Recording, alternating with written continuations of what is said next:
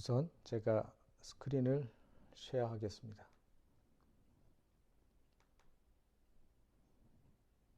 오케이. 필라델피아에 가면요, 제가 여기 시애틀에 오기 전에 목회하던 곳이 이제 필라델피아인데, 그 필라델피아에 가면 여러분들이 지금 사진에서 보는 것처럼 리버티 벨이라고 하는 한쪽이 깨진 아주 오래된 종을 간직하고 그 역사를 기념하고 있습니다.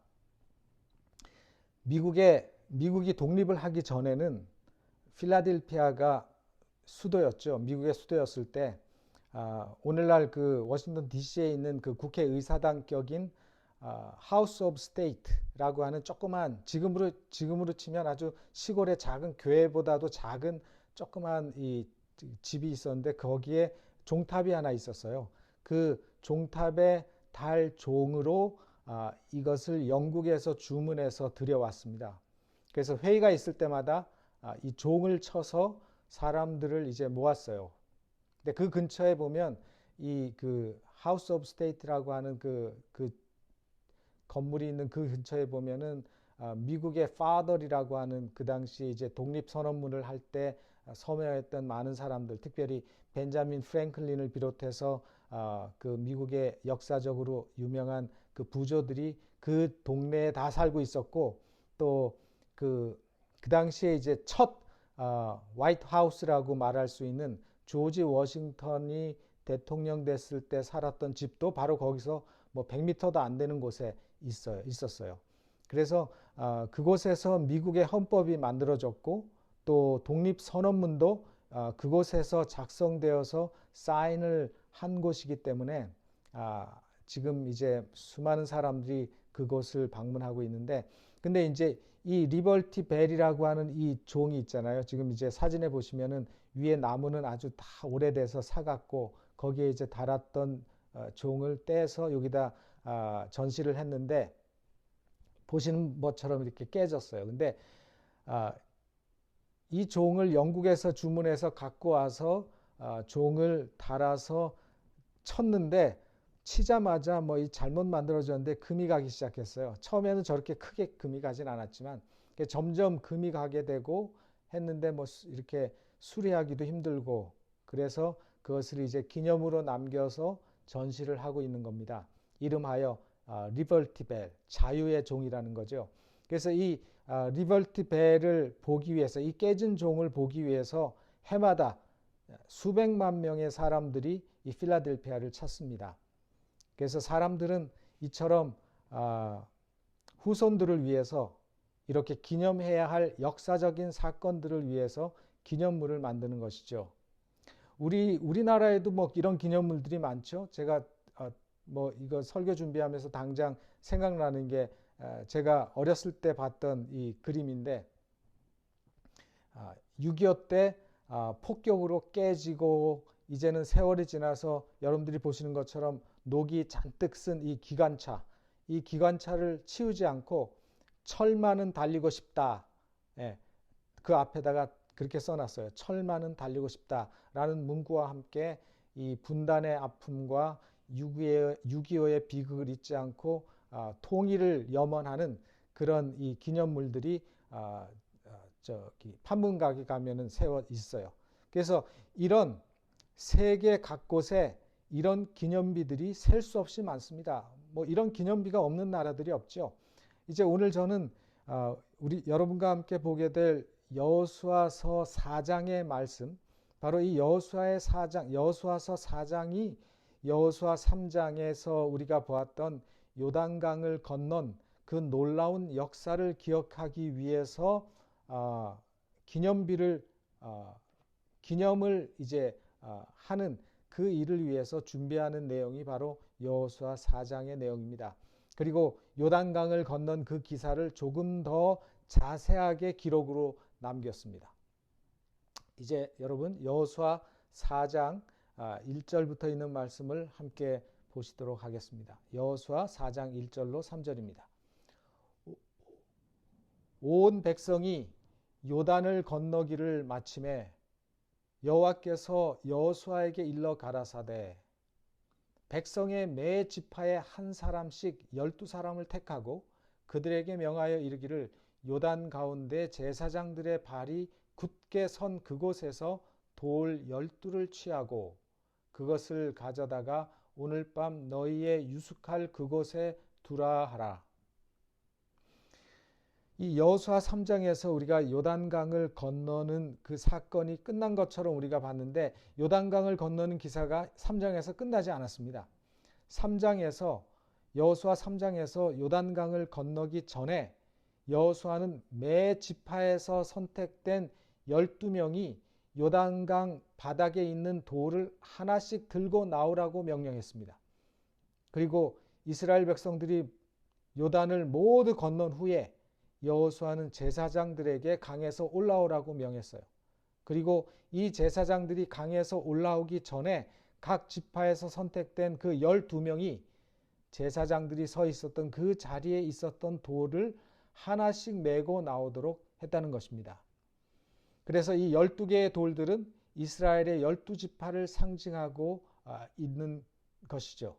그래서 이것은 이스라엘 전체 12개의 돌들, 이 12개의 돌은 이스라엘 전체를 의미하고 세월이 많이 흐른 후에라도 이스라엘의 12지파가 하나의 운명 공동체였다는 사실을 깨닫고 분열되지 않도록 하기 위한 일이기도 했고 또 이것은 하나님께서 출애굽한 이후에 시내산에서 언약을 맺으실 때 산 아래에 쌓은 단과 함께 세워진 12개의 돌기둥과 비교할 수 있는 그런 기념물이었다는 사실입니다. 여호수아 4장 4절로 7절에 보면 여호수아가 이스라엘 자손 중에서 매 지파에 한 사람씩 예비한 그 12사람을 불러서 그들에게 이르되 요단 가운데 너희 하나님 여호와의 궤 앞으로 들어가서 이스라엘 자손들의 지파 수대로 각기 돌 한 개씩 취하여 어깨에 매라. 이것이 너희 중에 표징이 되리라. 후일에 너희 자손이 물어 가로되 이 돌들은 무슨 뜻이뇨 하거든 그들에게 이르기를 요단물이 여호와의 언약궤 앞에서 끊어졌었나니 곧 언약궤가 요단을 건널 때에 요단물이 끊어졌으므로 이 돌들이 이스라엘 자손에게 영영한 기념이 되리라 하라. 특별히 6절에 너희 중에 표징이 되리라 하는 이 말씀은 이렇게 하신 이유가 그 너희 후손들에게 교육적인 자료로 삼기 위해서라는 목적이 분명히 나타나 있음을 표현하는 말이죠. 그리고 이 돌들이 하나님의 은혜를 베푸심으로 물이 끊어졌음을 나타내는 기념이 되게 하시겠다는 것입니다. 그렇기 때문에 하나님의 능력을 나타내는 이 기념비들은 광야 방랑 생활에 광야의 방랑이 이제는 끝났다는 것을 알리는 기념물이기도 하고 또 광야에서 이스라엘 백성들이 불평하고 반역하고 불만했고 그리고 낙담했던 그 모든 그 과거의 부정적이고 실패의 그 역사들이 이제는 과거의 것으로 묻어버리겠다는 그런 기념이기도 했습니다. 그리고 이제는 새로운 지도자 여호수아를 앞에 세우고 새로운 세대와 함께 새로운 역사가 시작된다는 표시로 이 기념비를 세우도록 하신 것입니다. 홍해에서 하나님께서 그 출애굽의 1세대들에게 모세에게 속하여 다 구름과 바다에서 침례를 받았다고 고린도전서에 말씀하신 것처럼 이제 그 출애굽 2세들이 요단강을 건너면서 여호수아에게 속하여 침례를 받게 된 것입니다. 이제 계속해서 여호수아 4장 8절로 9절에 있는 말씀을 보시겠습니다. 이스라엘 자손들이 여호수아의 명한 대로 행하되 여호와께서 여호수아에게 이르신 대로 이스라엘 자손들의 지파 수를 따라 요단 가운데서 돌 12를 취하여 자기들의 유숙할 곳으로 가져다가 거기 두었더라. 여호수아가 또 요단 가운데 곧 언약궤를 맨 제사장들의 발이 선 곳에 돌 12를 세웠더니 오늘까지 거기 있더라. 백성들이 여호수아가 명한 대로 다 행했다고 말씀하고 있습니다. 근데 제가 이 여호수아 4장 8절로 9절에 있는 말씀 가운데서 분명히 하고 넘어갈 내용이 하나 있는데요. 그게 뭐냐 하면 여호수아가 12지파의 대표자 그 12명이 요단강에서 12덩이의 돌을 메고 오도록 하지 않았습니까? 또 그것을 8절에 보면 어디에 두었다고 말했죠? 8절에 보면 자기들의 유숙할 곳에 두었다고 말을 했습니다. 그러니까 기념비를 세우기 위해서 요단강에 있던 돌을 12명의 그 대표자들이 12덩이의 돌을 메고 밖으로 나온 것입니다. 그런데 9절에 보면 여호수아가 또 하면서 12돌을 취하여 제사장이 발로 밟고 섰던 강 가운데에도 12개의 돌 기념비를 세웠다고 말하고 있습니다. 그죠? 여호수아가 또 요단 가운데 곧 언약궤를 맨 제사장들의 발이 선 곳에 돌 12를 세웠더니 오늘까지 거기 있더라 그랬죠. 여러분들은 어떻게 생각하십니까? 그러면 기념비를 강 밖에도 세우고 강 중앙에도 세웠다는 얘기처럼 들리죠? 여러분들은 어떻게 생각하세요? 근데 사실 이걸 자세히 보시면 사실은 내용상으로도 그렇고 실제로는 이게 잘 납득이 잘 가지 않는 겁니다. 왜냐하면 실제적으로 여호수아가 그 요단강 가운데다가 12덩이의 돌을 세워서 기념비를 세웠다고 하면 그건 별로 그렇게 쓸데없는 일을 한 것 같아요. 왜냐하면 그 12덩이의 돌이 정말 뭐 아주 어마어마하게 크지 않으면 아무리 잘 쌓아도 여러분 그 홍수 날 때 물이 얼마나 힘이 셉니까? 뭐 그 집체 같은 빌딩도 무너뜨리고 뭐 자동차 몇 톤 자동차도 떠내려가게 하는데 아무리 잘 쌓아도 멈추었던 요단강이 흘러내릴 때 다 쓸려 내려가지요. 또 물에 잠기면 그게 보일까요? 안 보일까요? 보이지 않죠. 그리고 내용상으로도 여호수아의 명령을 따라서 12명의 선택된 백성들이 가져 나와서 유숙할 곳에 둔 그 돌들이 바로 언약궤를 맨 제사장들이 서 있던 곳에서 가져온 것들인데 여호수아가 이 여호수아를 쓸 때까지 아직 그곳에 서 있었다는 것입니다. 그러니까 물속에 잠긴 거는 여호수아가 여호수아서를 쓸 때까지 거기에 있기가 거의 불가능하죠. 그래서 이 9절의 말씀은 실제로는 번역이 조금 잘못된 거예요. 왜냐하면 첫째는 이 성경 원어에는 또라는 말이 없습니다. 여기 9절에 보면은 여호수아가 그죠? 또 요단 가운데 그 말을 했잖아요. 근데 이 원어에는 이 또라는 말이 없어요. 둘째는 뭐냐면 제사장들의 발이 선 곳에 거기에 돌을 쌓았다라고 번역을 했는데 그것은 제사장들의 발이 선 곳으로부터라고 번역이 됐어야 했는데 선 곳에라고 번역을 하다 보니까 전체적인 내용을 맞추기 위해서 또라는 말을 더하게 된 거예요. 그래서 좀 참고적으로 여러분들이 좀 우리 교회 성경 주석을 여러분들이 찾아보시면 성경 주석에서는 강 바닥과 강 밖 두 곳에 기념비를 세웠다는 해석을 받아들이는 입장이고 부조와 선지자에서는 밖에 세운 하나의 기념비를 세운 것으로 말씀을 하고 있습니다. 근데 뭐 그게 여러분들이 우리 성경에 번역된 것처럼 강 그 가운데에도 기념비를 세우고 강 밖에 또 세웠다. 그거를 여러분들이 믿으시던 아니면 강 밖에만 세웠다라는 것을 믿으시던 그거는 뭐 아무런 관계가 없죠. 그 구원에는 문제가 되는 것이 아니니까 큰 문제는 안 되지만 성경을 읽다 보면 조금 우리가 생각할 때 납득이 안 되는 그런 것들은 어떨 때는 번역이 잘못된 번역이 있을 때도 있다는 사실을 우리가 좀 한번 짚고 넘어가게 되는 것입니다. 이제 여호수아 4장 10절부터 14절까지의 말씀을 보면은요. 거기는 다시 한번 요단강을 건넌 기사를 여호수아가 조금 더 자세하게 기록했어요. 마치 창세기 1장의 창조의 내용을 창세기 2장에서 조금 자세하게 기록한 것처럼 그걸 조금 더 자세하게 기록했습니다. 여호수아 4장 10절로 14절입니다. 궤를 맨 제사장들이 여호와께서 여호수아에게 명하사 백성에게 이르게 하신 일, 곧 모세가 여호수아에게 명한 일이 다 마치기까지 요단 가운데 섰고 백성은 속히 건넜으며 모든 백성이 건너기를 마친 후에 여호와의 궤와 제사장들이 백성의 목전에서 건넜으며 르벤 자손과 갓 자손과 므낫세 반 지파는 모세가 그들에게 이른 것 같이 무장하고 이스라엘 자손들보다 앞서 건너갔으니 4만 명 가량이라 무장하고 여호와 앞에서 건너가서 싸우려고 여리고 평지에 이르니라. 그날에 여호와께서 모든 이스라엘 목전에서 여호수아를 크게 하심에 그의 생존한 날 동안에 백성이 두려워하기를 모세를 두려워하던 것 같이 하였더라.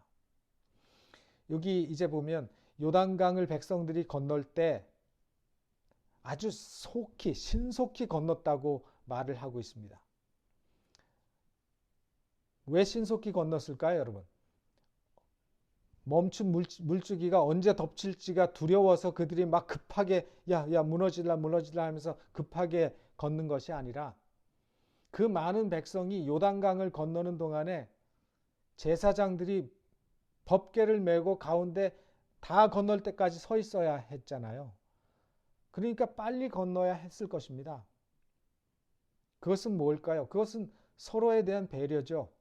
우리는 이런 말씀을 보면서도 생각할 수 있는 것이 우리는 이렇게 형제들끼리 또 믿음의 식구들끼리 서로 배려할 줄 아는 사람들이 되어야 한다는 것을 우리는 볼 수 있는 것입니다. 어떤 사람은 힘들게 붙잡고 있는데 그것을 건너가는 사람들이 세워라 내워라 하는 것은 옳지 않은 일이죠. 그리고 백성들이 다 건너갈 때까지는 제사장들이 힘들어도 꼼짝하지 않고 그 자리에 서 있다가 백성들이 다 건넌 후에 요단강 건너편으로 건너왔다고 성경은 기록하고 있습니다. 그리고 이미 여호수아가 1장에서 미리 먼저 기업을 받은 그 르우벤 그리고 갓 므낫세 반 지파는 선봉에 서서 제일 먼저 요단을 건너서 여리고 평지에 진을 치고 있었다라고 성경을 기록합니다. 그리고 우리가 여기서 한 가지 성경을 좀 자세히 읽은 분들이라면은 한 가지 의문이 하나 생기는 것이 하나 있습니다. 그 의문이 뭔가 하면 선봉에 섰던 르벤과 갓 지파와 므낫세 반 지파의 숫자예요. 르벤, 갓 그리고 므낫세 반 지파가 몇 명이 무장하고 갔다고 이 지금 4장에는 나와 있습니까? 13절에 4만 명이 무장하고 나갔다 그랬어요. 그런데 4만 명이 나갔는데 이 여러분들이 보시는 것처럼 백성들보다 이 르벤, 갓, 므낫세 반 4만 명의 이 세 지파의 용사들이 요단강을 먼저 건너서 그 여리고 평지에 진을 쳤는데 민수기 26장에서 인구 조사를 했을 때 저쪽 그 요단강 건너기 전에요. 싸움에 나갈 만한 자를 계수했을 때 르벤 자손의 용사가 몇 명이었냐면 43,730명이었어요. 갓 자손이 45,500명이었고 므낫세 지파가 52,700명이었어요. 그래서 므낫세 반 지파니까 52,700명의 반 26,350명으로 파악이 된다 할지라도 이 두 지파와 반 지파의 전체 병력은 합치면 몇 명이야 돼야 되느냐면 11만 580명이 돼야 돼요. 근데 몇 명이 나갔다 그랬어요? 4만 명만 나갔어요. 그러니까 이건 뭐냐면 므낫세 그리고 갓, 르벤 지파 세 지파의 전체 병력이 다 이 요단 정벌에 동원이 된 것이 아니라 그 전체의 절반 이상의 병력은 그들의 가족과 그들이 기업으로 받은 그 땅을 보호하기 위해서 하나님께서 남겨놓은 것입니다. 이것은 하나님의 은혜고 하나님의 배려인 것입니다. 여러분은 그 생각 못 하셨죠? 다 가버리면 이미 정복한 그 땅을 지킬 수가 없는 것입니다. 그래서 이 므낫세 반 지파와 르벤 지파, 갓 지파, 이 세 지파, 두 지파 반은 정예 4만 명만 그 세 지파 가운데서 뽑아서 그들의 약속대로 선두에 서서 전투 체제로 매우 적극적으로 요단을 건너서 여리고 평지에 진을 쳤다는 사실을 보여주고 있는 것입니다. 그리고 이번 요단강 도하의 기적을 통해서 이제는 이스라엘의 지도자로서의 여호수아의 입지가 확실하게 되었다는 사실을 하나님께서 말씀하고 계세요. 그래서 모세를 두려워한 것 같이 여호수아를 그의 죽을 때까지 두려워했다고 하는 말씀은 그만큼 여호수아를 지도자로서 그들이 따르고 존경했다는 말씀이죠. 이제 여호수아 4장 15절부터 18절에 나오는 말씀을 보겠습니다. 여호와께서 여호수아에게 일러 가라사대 증거궤를 맨 제사장들을 명하여 요단에서 올라오게 하라 하신지라. 여호수아가 제사장들에게 명하여 요단에서 올라오라 하매 여호와의 언약궤를 맨 제사장들이 요단 가운데서 나오며 그 발바닥으로 육지를 밟는 동시에 요단 물이 본 곳으로 도로 흘러 여전히 언덕에 넘쳤더라. 그래서 이 요단 강을 건너고 나서 제사장들이 나오고 나니까 물이 확 다시 흘리기 시작했다는 말씀입니다. 이 요단강을 건너는 일과 관련해서 하나님께서 여호수아에게 3번 명령을 하셨어요. 지금 이 명령은 3번째 명령입니다. 처음은 어떻게 요단강을 건너게 하실 것인지를 말씀하셨고, 두 번째는 요단강을 걱정하지 말고 건너라고 하셨고, 그리고 기념도를 세우라고 말씀하시고, 마지막으로 요단강 한복판에 있는 제사장으로 올라오게 하시는 그 명령이었어요. 그리고 요단강을 멈추게 하신 하나님이 이제 다시 강을 흐르게 하신 것이기 때문에 명령이 하나님에게서부터 나오는 것은 당연한 것입니다. 그래서 저는 이 말씀을 통해서 볼 때 요단강을 건너는 모든 일은 하나님께서 계획하시고 하나님으로부터 나온 모든 말씀을 여호수아가 그대로 순종하고 따랐다는 것을 보여주고 있습니다. 그리고 제사장들이 강 밖으로 나오는 동시에 요단강이 본래 흘렀던 그 수위를 회복했다는 말이죠. 여러분, 타이밍이 얼마나 정확합니까? 성경에 이런 기록을 하신 이유는 이것이 전혀 자연적인 현상이라든지 우연의 현상이 아니었음을 분명하게 증거하고, 이것은 하나님의 능력과 하나님의 역사로 이루어진 일이라는 사실을 분명하게 말하고 있는 것입니다. 이제 여호수아 4장 19절로 24절입니다.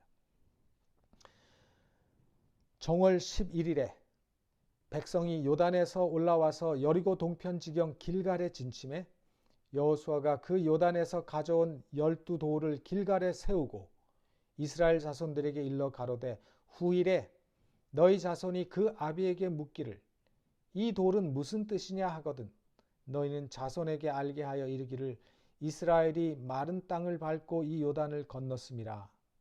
너희 하나님 여호와께서 요단물을 너희 앞에 마르게 하사 너희로 건너게 하신 것이 너희 하나님 여호와께서 우리 앞에 홍해를 말리시고 우리로 건너가게 하심과 같았나니 이는 모든 땅의 모든 백성으로 여호와의 손이 능하심을 알게 하며 너희로 너희 하나님 여호와를 영원토록 경외하게 하려 하심이라 하라.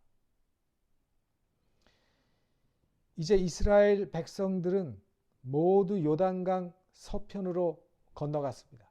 이스라엘 백성들의 본부가 요단강 서편으로 옮겨졌습니다. 요단강을 건넌 이스라엘 백성들은 여리고 동쪽에 있는 길갈에 진을 치게 되고, 이 길갈은 앞으로 가나안 정복을 위한 본부의 역할을 하게 될 것입니다. 실제로 이 길갈이라고 하는 곳은 가나안 정복 전쟁이 마쳐질 때까지 이스라엘 백성들의 정치 그리고 군사적 중심지의 역할을 하게 되는 것입니다.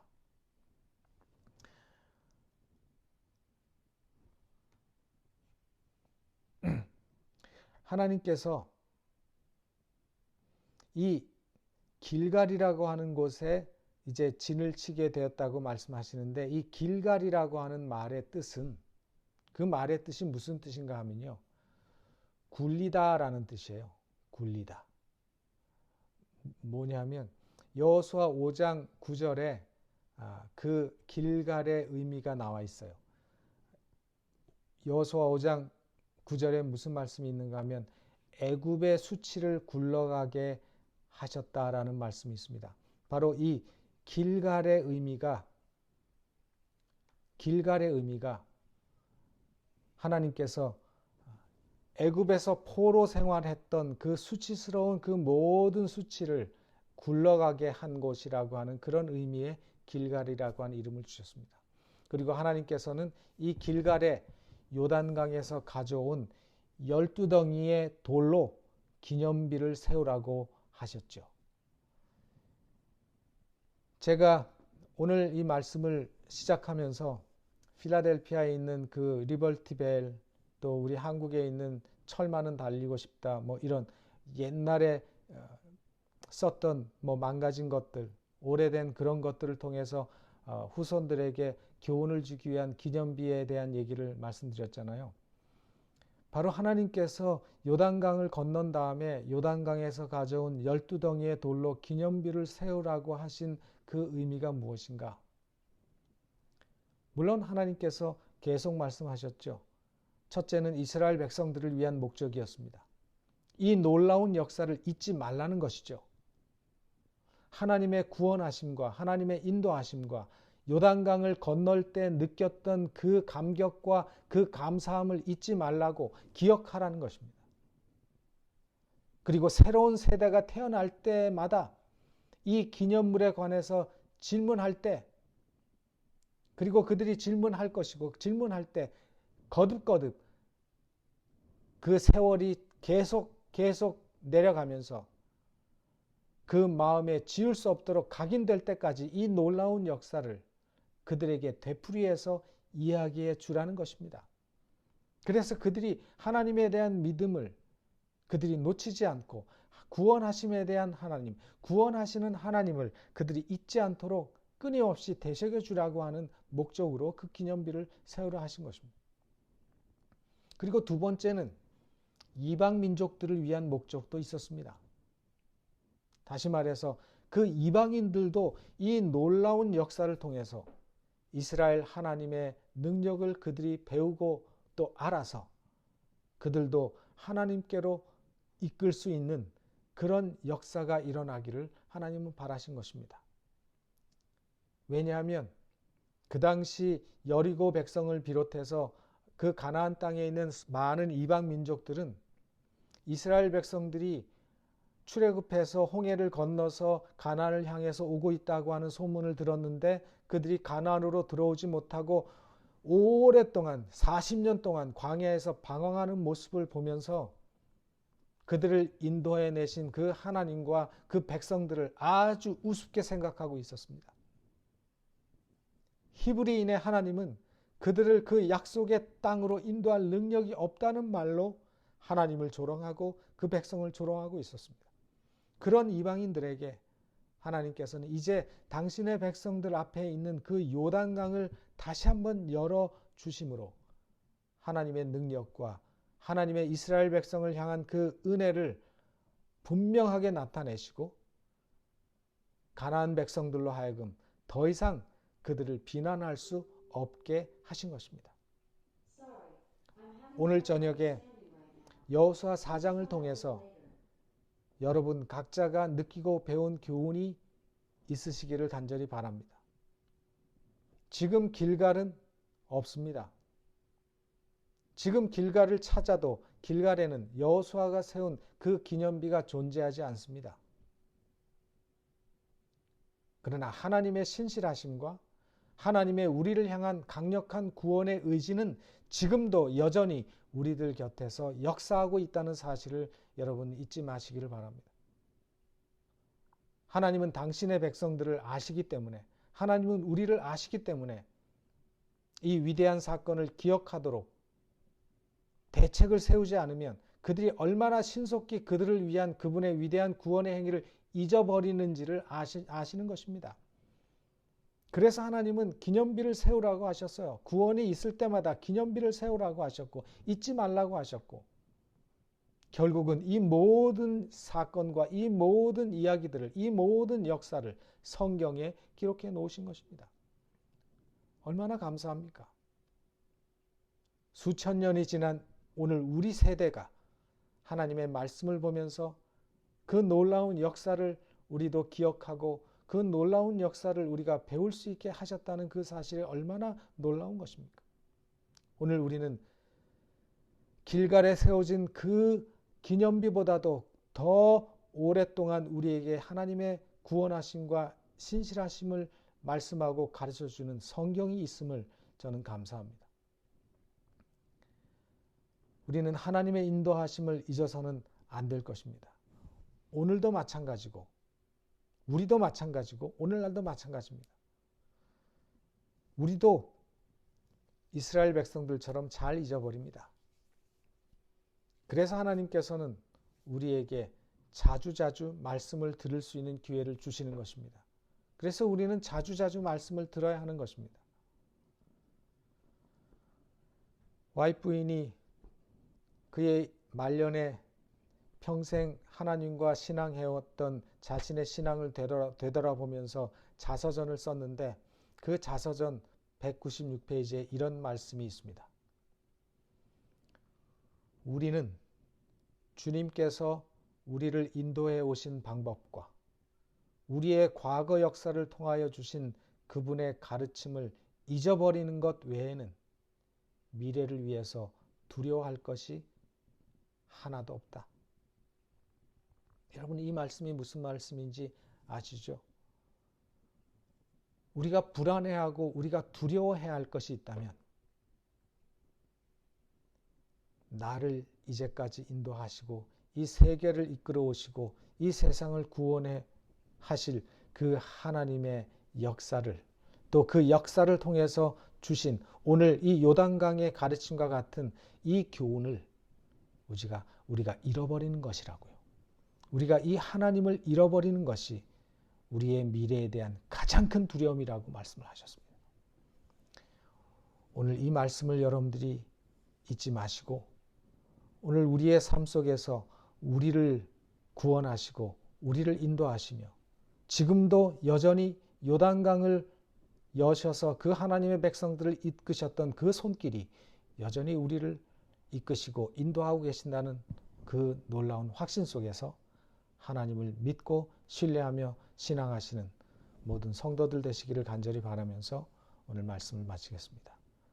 다 함께 기도하시겠습니다. 하늘에 계시는 저희들의 아버지 하나님, 주님께서 오늘 이 저녁에 다시 한번 말씀으로 교훈하시고 우리를 책망해 주시기도 하시니 감사합니다. 주님, 저희들이 매 순간 주님의 말씀을 보지 못하고 또 주님의 음성을 듣지 못하고 사는 것처럼 불안한 삶이 없습니다. 그러나 우리는 어쩌면 매일 삶 속에서 주님과 멀찌감치 떨어져서 사는 삶을 살고 있는지도 모릅니다. 오늘 주신 이 말씀을 통해서 다시 한번 하나님과의 관계를 가까이 하고 하나님의 말씀을 가까이 하며 하나님께서 우리에게 주신 이 놀라운 교훈과 하나님의 구원하시는 은혜와 하나님께서 우리의 길을 여시는 하나님의 구원의 손길이 여전히 우리와 함께하고 있다는 그 사실을 믿고 주님을 신뢰하며 순종하며 따르는 저희들 되게 하여 주시옵소서. 세상이 앞으로 어떻게 변해갈지 우리는 하루 앞을 내다볼 수가 없습니다. 그러나 우리가 주님의 손을 붙잡고 우리를 인도하시는 주님만 바라보고 나아갈 때 우리는 두려워할 것도 없고 겁내할 것도 없고 염려할 것도 없음을 저희는 압니다. 우리 모두가 그런 백성 되게 하시고 그렇게 믿음으로 나아가는 하나님의 귀한 백성들 다 되도록 주님께서 축복하시고 인도하여 주시옵소서. 예수님의 이름으로 기도하옵나이다. 아멘.